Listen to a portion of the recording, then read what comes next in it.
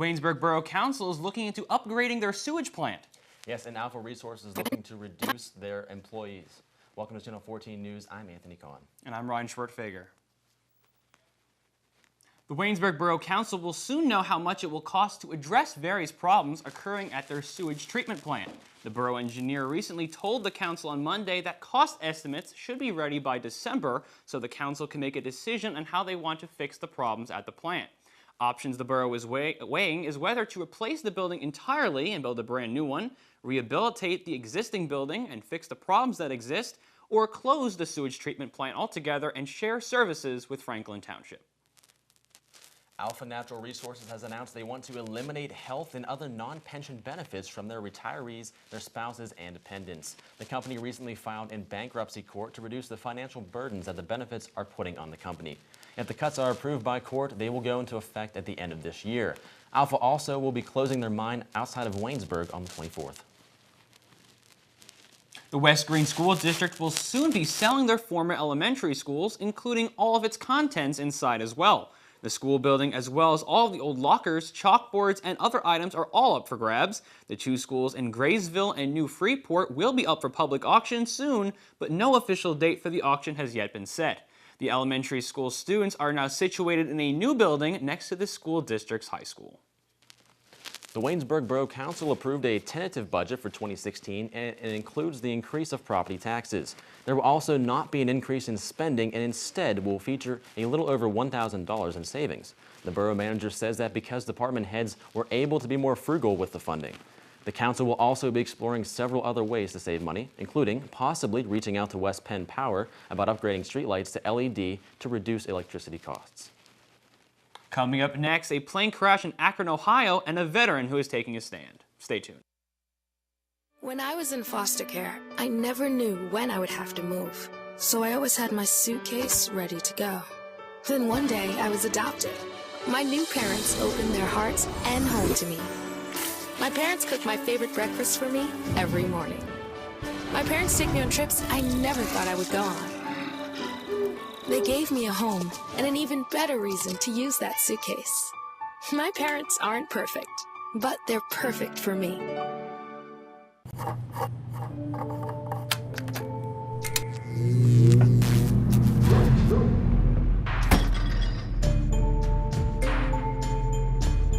Traditional light bulbs actually generate 9 times more heat than light.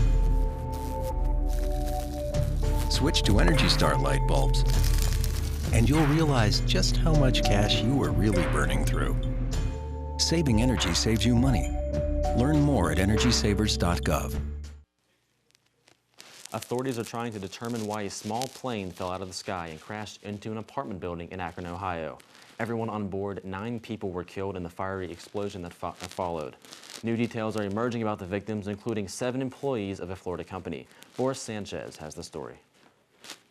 Flames, shock, and confusion in a southeast Akron neighborhood Tuesday.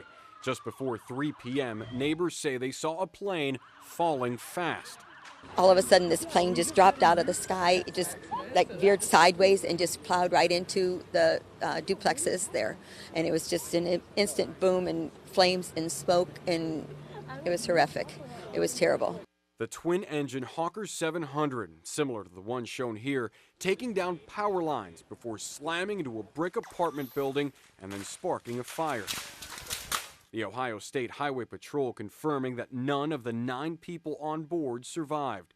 While the fuselage is mostly intact, officials say the fire has made the recovery effort difficult, with crews still working to positively identify the remains of those on board. The medical examiner's office is currently involved in the recovery process. We are continuing to gather additional information about the souls that were on this plane so that we can make positive identification. The plane was on a chartered trip run by ExecuFlight, based in Fort Lauderdale, Florida. We don't know what happened. Their CEO, Augusto Lekowitz, confirmed his pilot and co-pilot were well-seasoned flyers who had been with the company for about a year. They were among those killed. The crew are people that we know. They're like family for us, and so we're very, very sad to see them go. It was very hard for me to go and give that news to their loved ones, to their wife, parents. Meantime, Peb Enterprises, a real estate company based in Boca Raton, confirmed the 7 passengers on board were employees. The company posted a statement on their website, writing in part, quote, "We are shocked and deeply saddened for the families, colleagues, and friends of those who perished. Our first priority is to give our fullest support to the family members and loved ones of our coworkers." The families of those killed mostly live in Florida, with many now arriving at the scene. On the ground, officials say they are lucky no one was inside the 4-unit apartment building when it was hit. But after flames spread to 2 nearby buildings, up to a dozen families may have lost their homes. No one was injured on the ground from the crash itself. We are very fortunate of that. One Army veteran is taking up residency outside the Spokane VA to spread the message, make a change in the Veterans Affairs system. Allie Norton reports. Putting Band-Aids on this giant fiasco. Jana Bledsoe is no stranger to protests. She's just fine standing out in the cold if it means a shot at change. I'm sitting out here all week because now we have veterans who are committing suicide in VA parking lots. She doesn't want to be called an advocate, rather an activist. The first protest she held was because of a personal issue with a claim. Now that it's resolved, she wants to send a message to Secretary Robert McDonald, get veterans' input on the reform process. She says she went as far as chaining herself to a flagpole outside the VA in Portland. Now that she's moved to Republic, she's taking a less extreme action in Spokane. Less extreme, no less passionate. We don't want this to be Band-Aid, and then 5 years later, we're dealing with more VA scandal. Doc Kinney was just walking into his appointment when he found himself gravitating towards her setup. Minutes later, he was agreeing with her. It was safer in Vietnam than it is in the VA. He says he loves the staff and service at the Spokane VA hospital. He thinks a change needs to happen in the system. Our guys need help. They really do, and so many of them, especially by themselves, they're overrun with paperwork. The Spokane VA hospital doesn't have an official comment on Bledsoe's protest, only saying that they did coordinate with her so that she could hold one. And so here she'll stay until the end of the week. She says she'll protest alone, happy to represent all the vets who want to, but fear retaliation. I'm doing what I can because I can still do something. Get ready for your daily dose of cuteness. Bei, the National Zoo's giant panda cub, took his first steps away from mama this week. In a video released Wednesday by the zoo, Mei Zhang watches her baby boy take his first strides. After a minute, she then scoops him up in a bear hug. After all, Bei's name means precious treasure. The zoo wrote on the YouTube's post, "One small step for Panda, one adorably wobbly moment for all of us." Nearly 1,000 Ithaca College students walked out of class on Wednesday. They're calling for the resignation of school president Tom Rockon. This after University of Missouri's president and chancellor stepped down earlier this week. In both instances, students say there is a low response to racist incidents on campus. In Ithaca, a group called People of Color created a Facebook event for the walkout.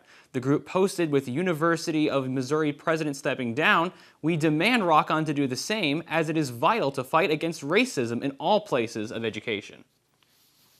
A 12-year-old boy survives a life-threatening accident, and new details in the murder of another child. All this coming up next.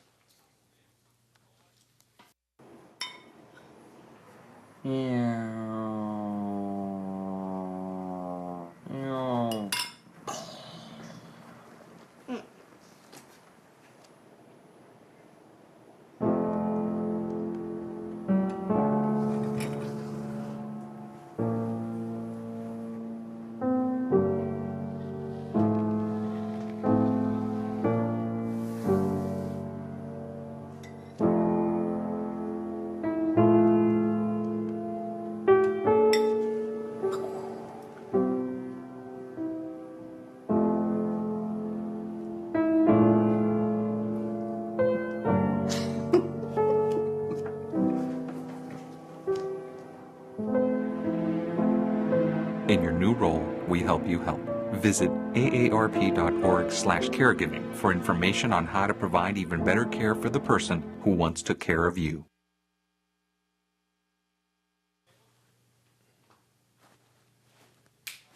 A Clarion County boy is in recovery following a life-threatening accident. After having his arm severed by a piece of farming machinery, 12-year-old Seth Apel is stable and showing progress. Doctors reattached the arm during an 8-hour surgery at Children's Hospital, restoring blood flow. Doctors expect Apel to be able to move his shoulder and elbow in 3 to 6 months, but they aren't sure how long it will take for his hand to be usable.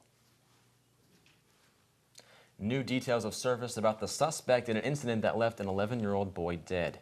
David McIntyre of Mount Oliver was shot by an unknown intruder earlier this month, and his brother is still suffering from his own gunshot wounds. Police say the suspect is believed to be white, approximately 6 feet tall, and in their 30s or 40s. The Pittsburgh Crime Stoppers are offering a reward of up to $1,000 for more details. Vandalism always catches the attention of police, but the weapons and tactics used in Fayette County on Wednesday have law enforcement officers scratching their heads. Several cars, mailboxes, and other property were damaged due to flying pumpkins. What's left are broken and dented belongings, orange rinds, and furious community members. Once caught, those responsible could face federal charges. There was a bomb scare at the South Union Township Walmart on Wednesday, forcing the evacuation of all customers and employees. Authorities confirmed a bomb threat was made over the phone, but no danger was detected inside after an extensive search of the building. Police traced the call back to 2 teenagers who proved to be guilty after being interviewed. The juveniles were taken into custody and faced charges of making terroristic threats, weapons of mass destruction, disorderly conduct, and drug violations. The store was closed for more than 3 hours due to this incident. Coming up next, we'll have all of your Waynesburg campus news. Don't go away.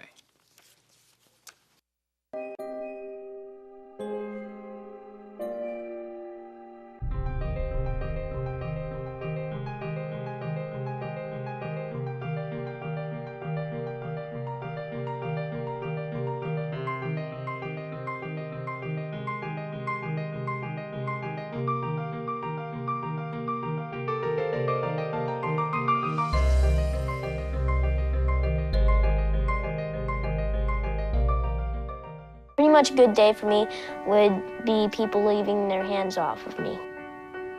I'm always called names. Everywhere that I go, there's always someone calling me names, calling me gay. I've been choked, thrown up against a wall, punched. Nobody's ever tried to help me.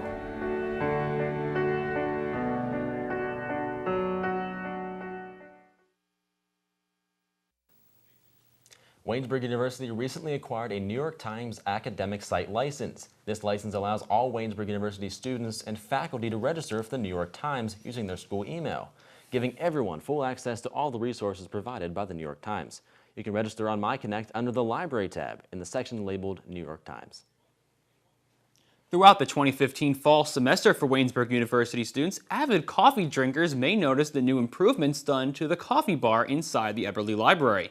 The Student Senate Recycling and Coffee Committee are the ones to thank for the improvements. The Recycling and Coffee Committee is one of the many committees that serve on the Student Senate.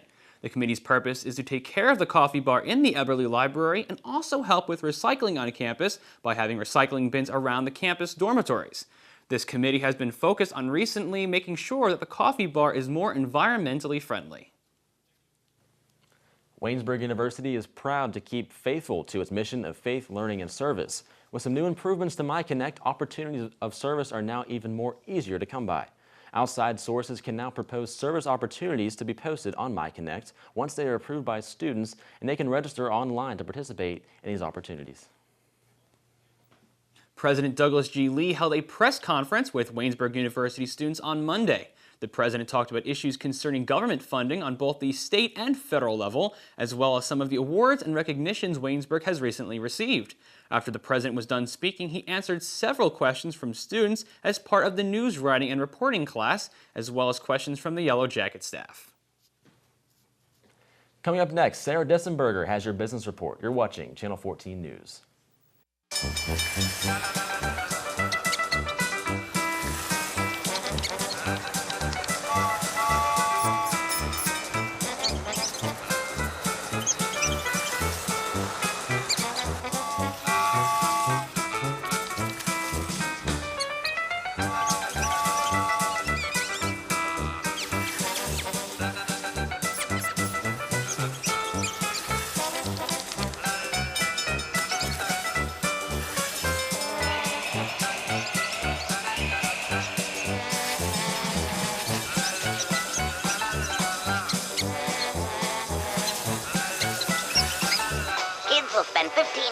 watching online videos like this one.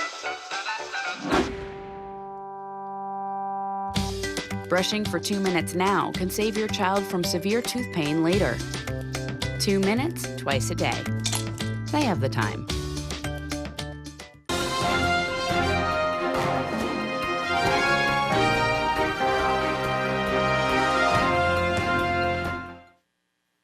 The biggest name in online video, YouTube, has a tiny problem: how to make money from smaller mobile screens. CNN's Brian Stelter explains.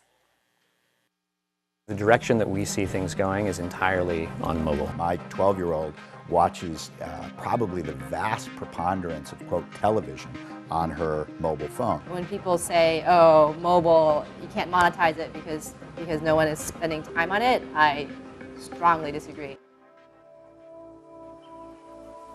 Anywhere, everywhere, and always. That's the promise of mobile video. Quite simply, it's anything you watch on a smartphone or a tablet. But the implications are enormous. More eyeballs on more videos means more opportunity for media companies to sell ads. But your smartphone's smaller screen means less room for those ads. It also means the videos themselves are changing. This video is horizontal, but Snapchat's promoting vertical. Storytellers are thinking about how to make things pocket size and short enough to be viewed on the fly. The new medium is mobile, and this little screen is gonna be big. When it comes to online video, nothing competes with YouTube. There's 300 hours of video uploaded to the site every minute. But being big makes it harder to change. And right now, the biggest name in online video has its sights set on the smallest screen. I can only make so many cakes in a day, but I can make that cake and I can put it out on YouTube and its reach is endless. Elise Strawn is a YouTube creator. Over the past 4 years, her baking videos have earned her over 2 million subscribers. And like the rest of YouTube, half of her views come from mobile screens. You're in these people's bedrooms, you're on the train with them, you're at school when they're probably not supposed to be looking at their phones, but you are going everywhere with them. That kind of intimacy with viewers is something new for media makers, and it could pay off big time. Mobile revenue for YouTube is up 100% year over year, and global business head Robert Kinsel doesn't see it slowing down. Mobile will drive most business, especially in advertising. Mobile consumption has been incredible and it's growing twice the rate of anything else. So you mean desktop is growing at one pace and mobile's growing twice as fast? Twice as fast, Twice as fast. It's not just that mobile is outpacing desktop. Kinsel says mobile will replace it. Mobile will matter. It will be the discovery device, it will be the transmission device. The first screen. It will be the first screen. That's exactly right. But right now, companies make a lot more money through other screens. That buzziest of industry buzzwords, monetization, is still a struggle on mobile. That's one of the reasons why YouTube just launched a subscription option for $10 a month. But for now, with $4 billion in total revenue last year, YouTube is just breaking even. Think about the infrastructure that it takes to ingest the videos, store the videos, and then, on the other hand, broadcast them out and have huge amounts of people all around the world see them. It's a tremendous amount of machine and infrastructure. So why the investment in international growth? It's because more and more people in the developing world are getting their first smartphones. The next few billion people that will come online, they will likely be able to afford a phone connection and a phone.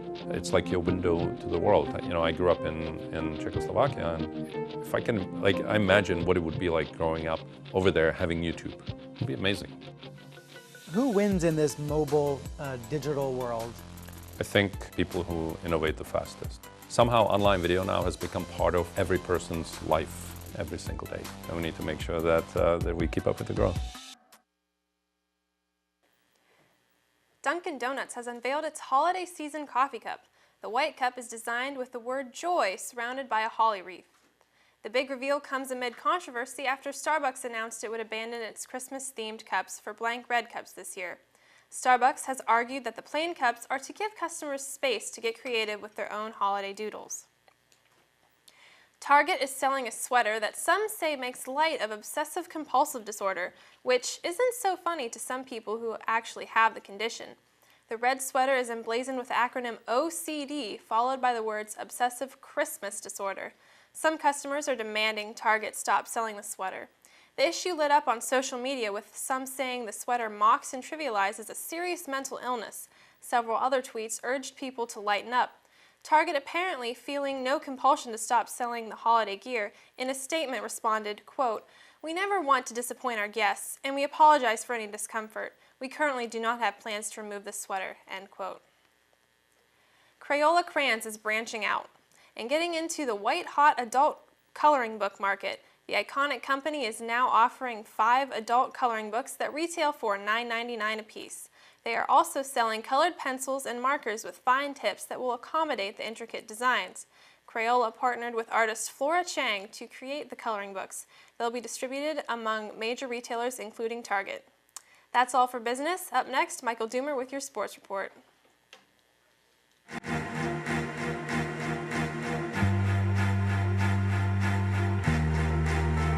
Coming home can be hard if you're a veteran of Iraq or Afghanistan. You may feel like you're all alone. But you're not alone. At iava.org, your fellow vets are all around you.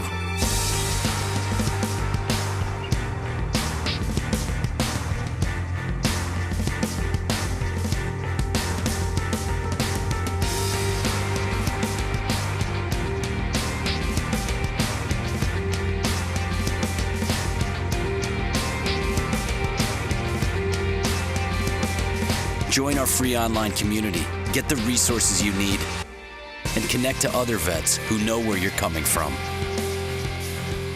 iava.org. We've got your back.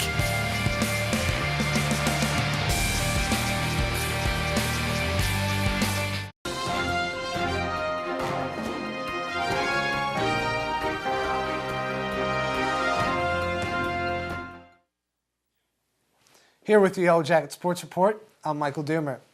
The President's Athletic Conference recently released its results of the 2015-16 men's basketball season preseason coaches poll. Waynesburg University was selected to finish 6th place. The Yellow Jackets received 59 points, just 3 points fewer than the 5th place Bethany College and 4 points less than the 4th place Geneva College. St. Vincent College was the unanimous pick to defend its league championship with 100 points and all the 10th place first place votes. The Waynesburg University men's basketball team will open its season on the road at Muskingum University on Saturday, November 14th. The Yellow Jackets will play their home opener, though, on Tuesday, November 24th, when they host Frostburg State University. The President Athletic Conference released its women's basketball preseason schedule poll as well for the 2015-16 season, and the Waynesburg University was selected to finish 4th in the conference for the 2nd straight season. The list was compiled upon votes by the league's 10 head coaches, looking to build off a 15-12 season record in 2014-15. The Yellow Jackets received 69 points in this year's poll. 9-time defending conference championship Thomas More College was selected as the near-unanimous favorite. The Yellow Jackets will open their season on Tuesday, November 17th against Penn State Barron. Tip-off from the Rudy Mercer Fieldhouse is scheduled for 7 p.m. The Waynesburg University wrestling team traveled to the Monarch Invitational, which was hosted by King's College on Saturday. Despite only entering the wrestlers at 9 weight classes, the Yellow Jackets placed 4th out of 14 teams. 2 of the 3 teams that finished ahead of the Yellow Jackets are currently listed in the National Wrestling Coaches Association national rankings. Number 12, Rogers Williams, took the team title with 159.5 points, while Ferrum placed 2nd. SUNY Cortland, which holds the number 2 spot in the NWCA rankings, placed 3rd. The Yellow Jackets wrapped up 113 points and finished ahead of the number 7 Wilkes, which took 5th. Waynesburg returns to action on Thursday, November 12th, when they travel to Division II West Liberty University. Start time is scheduled for 7 p.m.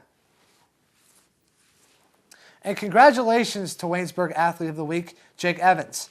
Evans got his week start off by defeating Derek Ernest of Division II Shippensburg 2-0 in a duel match on Wednesday. The first-year standout followed up that with a 4-2 showing at the Monarch Invitational. Evans defeated senior teammate Greg Coomer and Ferrum's Tate Dulaney, both of which are listed as contenders in D3Wrestle.com's national rankings at 285 pounds. By decision, he also knocked off Wilkes Levi Verpert, who was an honorable mention pick at 197 pounds in D3Wrestling.com rankings. Even Evans' loss were impressive in their own way. He dropped a 1-point decision to Delaney in the third-place bout after dropping into the consolation, following a 4-1 decision to Robert Williams' Kyle Foster, who's ranked 6th in the NWCA national rankings and 10th in D3Wrestle.com's listings.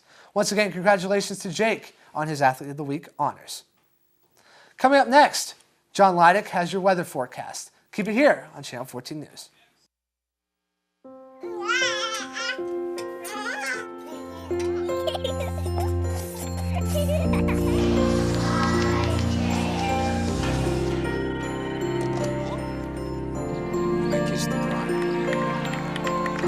A full life, measured in seats, starts with the right ones early on. Car crashes are the #1 killer of children 1 through 13. Learn how to prevent deaths and injuries by using the right car seat for your child's age and size.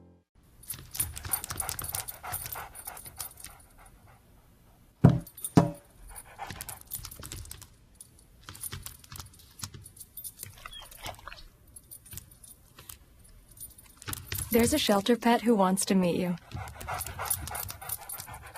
Meet one today. Visit theshelterpetproject.org. Adopt.